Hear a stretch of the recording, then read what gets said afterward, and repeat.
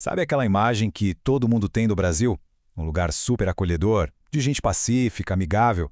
Pois é, essa imagem que parece tão nossa, na verdade esconde uma contradição bem profunda.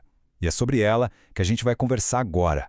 Olha só que curioso. De um lado, tem esse estereótipo do povo cordial, mas do outro, os dados mostram uma realidade bem diferente. Mais de 70% da nossa população vive em situação de pobreza. É um contraste gritante, né? E que faz a gente parar para pensar na imagem que temos e na que passamos para o mundo. E aí que fica a pergunta: como é que esses dois Brasis, que parecem tão opostos, conseguem existir ao mesmo tempo? O que será que está por trás dessa dualidade toda?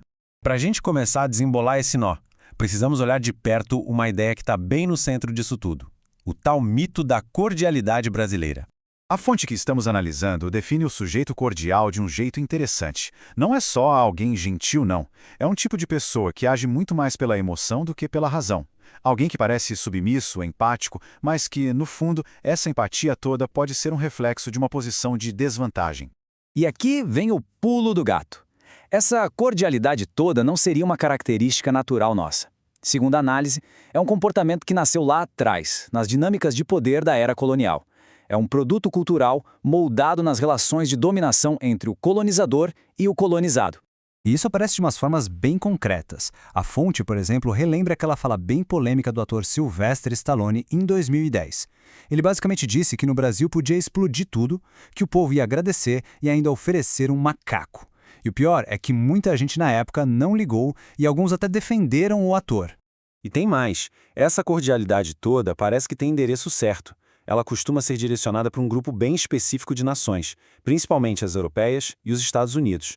Agora, com gente de países árabes, africanos, asiáticos ou até dos nossos vizinhos da América Latina, a história é outra. Isso acaba, sem querer, reforçando uma hierarquia que vem lá dos tempos da colônia. Agora, vamos virar a moeda e olhar o outro lado dessa história. A figura do malandro. Mas não é o malandro do samba não. O termo aqui é visto como uma ferramenta ideológica bem poderosa. Um rótulo, sabe? Usado para marcar, para estigmatizar e principalmente para controlar certos grupos, em especial homens pobres, negros e pardos. E a aplicação desse rótulo era brutal. A fonte conta que, ali entre as décadas de 60 e 90, era comum a polícia parar homens, quase sempre negros e pobres, e mandar eles mostrarem as mãos. Se as mãos não tivessem calos, pronto. Era prova de que eram vagabundos, malandros, e daí pra frente já se imagina, né?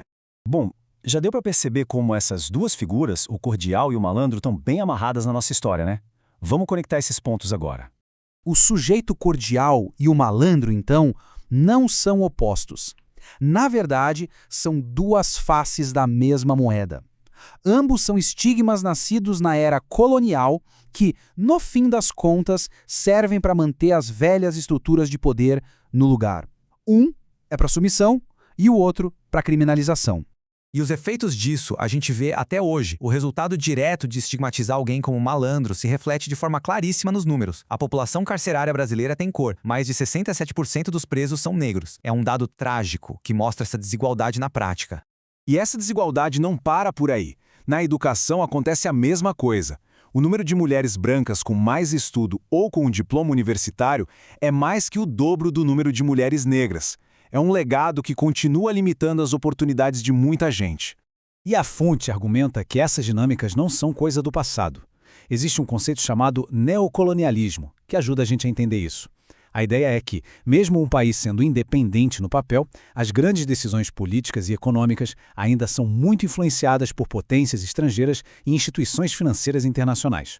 Tudo isso nos leva para a conclusão dessa análise, que é bem provocadora e questiona o jeito que a gente sempre usou o termo malandro. Então, vamos pensar juntos. Se o rótulo de malandro foi historicamente usado por quem está no poder para controlar quem não está, a quem esse termo deveria ser aplicado de verdade? A proposta final da análise é justamente essa: uma inversão completa. Subverter o uso do termo malandro. Em vez de continuar apontando para as vítimas do sistema, a ideia é direcionar essa palavra para sua direção real. E essa análise toda deixa uma reflexão final muito importante para a gente. Que outros estereótipos que a gente usa no dia a dia também carregam um peso histórico enorme que a gente nem imagina.